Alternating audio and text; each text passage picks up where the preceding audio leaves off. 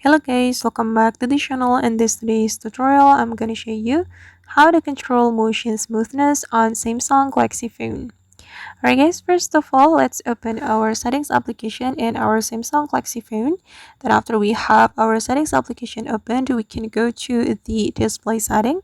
Click on this display setting and here you can click motion smoothness. Okay, then you can adjust your screen's refresh rate right here.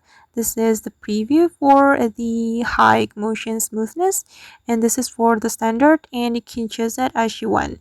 If you want to get smoother animations as scrolling, you can select this motion smoothness, this high one, with 120 hertz screen refresh rate. But if you want to get longer battery life, you can choose this one, the standard motion smoothness with a 60 hertz screen refresh rate. And I'm just going to select standard, then we can click on apply. And I guess that's how we can control our motion smoothness on Samsung Galaxy phone. I hope this tutorial will be useful for you. Thank you so much for watching and see you on the next video.